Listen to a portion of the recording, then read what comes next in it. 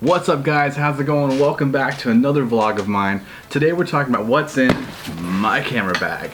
This bag I carry with me around when I just go on leisure for vacations, heading out to shoot landscapes, or maybe just out and about shooting things. Sometimes family gatherings, I just like to bring my gear just to have with me, or also what I bring with me on a photo shoot for some of my clients. So before we get started, let's talk about the bag. This bag is a Pro-Tactic, low pro Pro-Tactic 450 AW bag. It's pretty spiffy. It looks like something like a military SWAT person or Navy SEAL might use. It's pretty cool. I like it. There's a lot of compartments on the sides that you can access inside the bag. So if you have somebody with you, you can just have them unzip something and then help you get into it, which is pretty cool. So, and this little top dome shelf here is pretty dope. Gets your camera bag, which is pretty cool as well. So let's get to the contents of what's in the bag. Now, to disclose also, this bag has straps to tie around the waist. Presently, this does not fit me. I think it gets to like here with me. Yeah, so we're working on that. Maybe we can get some extensions and make this a little longer or something. I don't know, but we'll hopefully there'll be a day where this can buckle up and give me optimal back support. Okay, so let's get back into the bag. Now, with the camera I'm shooting right now, is obviously the camera I'm doing the vlog with right now, and I'll also insert a clip later of what that is and the microphone used for that. So, ta-da! Okay, so let's talk about our lenses first, because lenses to me are very important. They actually step up your camera game a whole lot. I mean, geez, like the first time I upgraded, I got a 50mm and I was just blown away. But then I was limited because I saw that the 50 was cool and all, but I mean, it wasn't really like conducive to vlogging. I mean, it was for B-roll, but it wasn't for actually for out there and, you know, holding your gorilla pod and then, oh man, forget that nonsense, because it was like zoomed in this close and just couldn't focus. Anyway, that's one thing I carry here. So the glass, we're talking about glass. So my lens, I should have cleaned my stuff before getting on. I have my Nikon 50mm here, 1.8. This is a real nice one. Like I said, I use this a lot more, mostly for B-roll. I also use this for food. It just gives that nice bokeh around. Some people call it full focus. Some people just call it like blurry background. This adds to that a lot. As you can also see, I have labeled my lid tops. I never thought I would do this, but actually it makes it a lot quicker when you're on the fly and you need to grab it like real quick and just like, oh yeah, that's what I need. I haven't had the point yet where I've mislabeled, where I've put the wrong lens cap on the wrong lens, so luckily that hasn't been an issue. And then pretty much I can kind of distinguish right now between the lenses, so which is nice. Anyway, so the 50mm, this one that is really cool to have. If you guys are upgrading, I would definitely make this one of the ones that you upgrade, but maybe not the first one you would upgrade to for lens. Now second, we have the 35mm. This was another investment that I had got. This one actually got used from B&H, and the used end cap is actually on this one here, but we'll get to that later. This 35mm is actually really cool. This one's actually great for portraits. Still adds a blurry background, but also 1.8 just opens up that camera so you get a lot more light. For those people who don't want to shoot with lighting, off-camera lights, this is the way to go. It's actually lets in a lot of ambient light. Crank up your aperture and your ISO, and boom, you're set to go. So this one I actually like to use a lot for my portraits. I also use this occasionally for my vlogs, for B-roll as well. Actually, I think my Walt Disney World, I use this a lot, and my 50mm, but this was mostly attached for a lot of the B-roll sequences. So, all right, let's talk about the kit lens. The kit lens is the 55-300 5.6 This is a cool lens. I also have an ND filter, actually a circular polarizer lens on it. Helps soften a lot of lights. But this is a cool lens because when you do off-camera lighting, it actually compresses a lot of stuff, so it makes your backgrounds look really interesting. Almost like a painting where it's just really like blurred out and just washed together with like bleeding colors. It's really cool what this really can do. I shot recently some photos for my friend Cheno that I'll post on here real quick and see what the difference is. This the 55-300 adds a lot of compression, makes things look really cool, and again, great lens with off-camera flash. A lot of times I've found so far, and with lenses that don't have a very big aperture, like my kit lens, the 55-300, or the ones on my camera right now, the 15-55. The aperture on that is 3.5. So anytime you introduce off-camera light, it actually enhances your gear that much more and your picture. So another trick, if you can't afford lenses yet, maybe you can find a cheap flash. What a great segue to talk about off-camera flash. Let's talk about that next. So I have two Godox V50 Mark II flashes. These are really great lenses. They are not lenses. These are really great flashes. They are pretty dang powerful. They're fairly easy to use as well. The recycle time on them, I would say maybe about like a second and a half. Maybe if you're using like full blast of power. I mean, just crazy. Just anyways, that's. So these Godox are really cool. If I could, I'd probably get one more. I've found in some scenarios where I would actually benefit from having one more to help fill some of my pictures, because I've taken from far away and these aren't that powerful. So again, the price for these is a fraction for what I would pay for an actual like aperture or for a Nikon flash to do the job. So these are really cool. Again, the Godox V50 Mark II, these are really cool. I would highly recommend getting these flash for your camera. They do make them for various models, so just do your research and find out what to do for your pictures. That's my flash. Oh, and then, because we're talking about flash, the other essential piece to this is the trigger, the Godox XT32.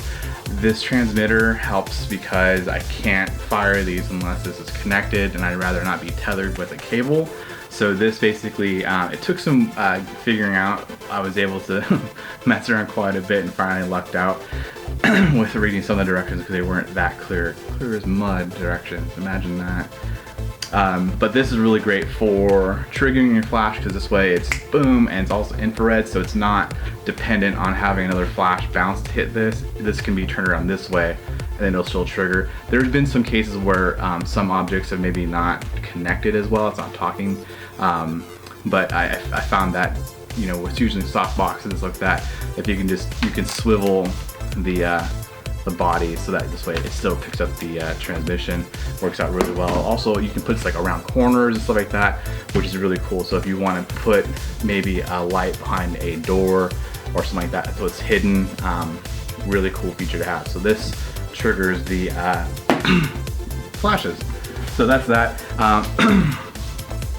These are the mounts that came with the Godox flash. So you can actually this did, but I have two Joby ball mount heads that are actually really cool, because you know, light stands just go, for the most part, just go straight up, unless you get fancier where they have a boom or have a swivel head.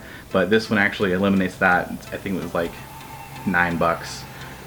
So you're able to really kind of pivot the head in a way so that you can have a little more play with your flash to help bounce it or direct it into your subject or background. Next is my Gary Fong. My next is my Gary Fong. This is a light diffuser. This is really cool. It actually helps out. I find it in the life situations, life events, if you're doing maybe like a party or if you're just kind of like out and about at a restaurant. This helps eliminate having to set up like big softbox and everything. Still makes the atmosphere still look very candid. It's not so blasted, and really helps soften out and fills out the room because of its circular like shape that pops out. It is a little challenging to put on sometimes because you have to mess with the Velcro and then swivel this on because it is rubber. But for the most part, this is really cool to have as well. And I just realized I didn't pack my other items. Well, hey, look at that. It's in my bag. Okay, there we go. Okay, so now next is the other one. This is a light snoot. For the longest time, I kept searching for one of these. I kept calling it a snub. I don't know why.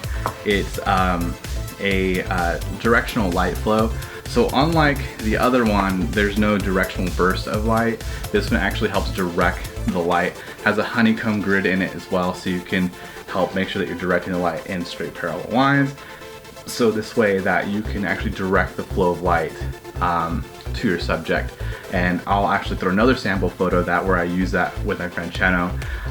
So you can see the directional. I was actually focusing just more or less in the facial area. So this way you get everything else a little more dark and doesn't pop as much.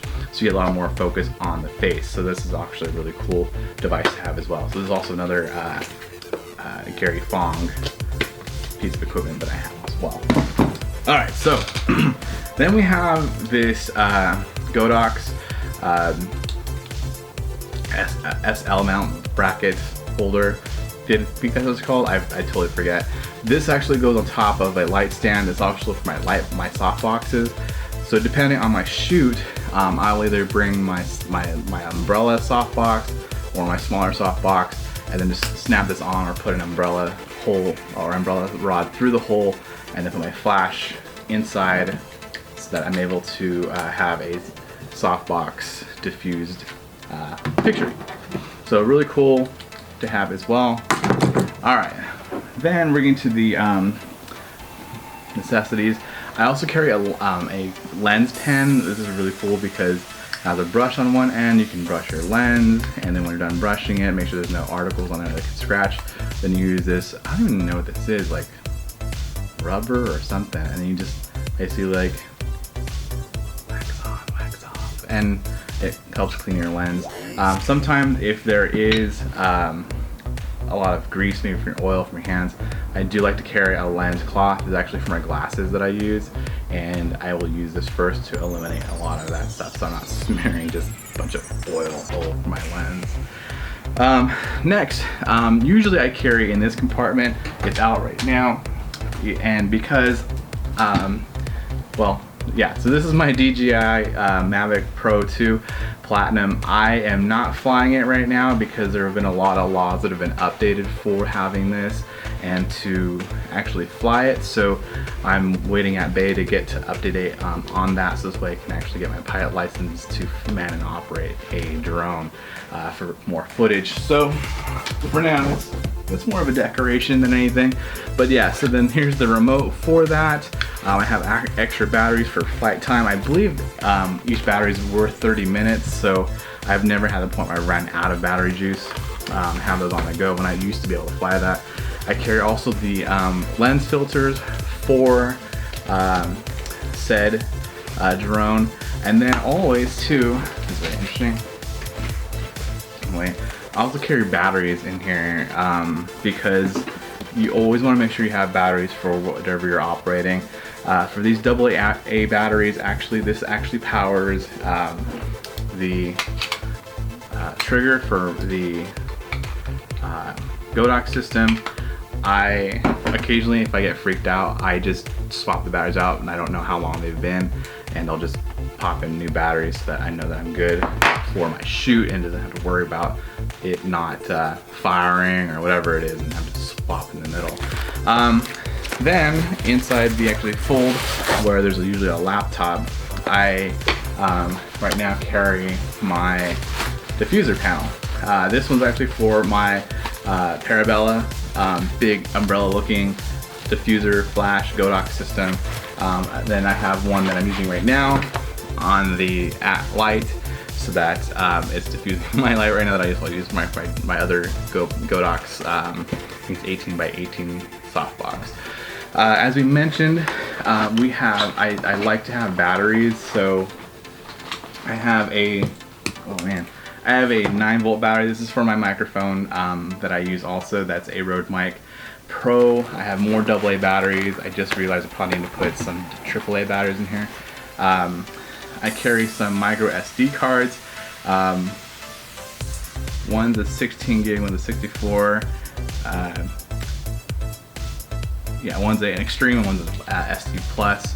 They write a little faster. One writes a little faster than the other.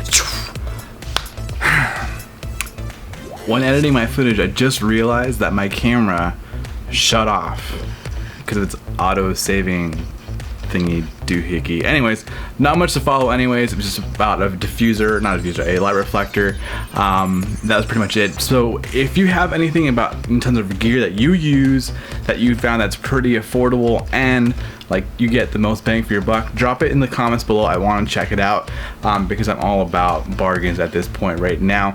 Anyhow, until then, we'll catch you on the flip side.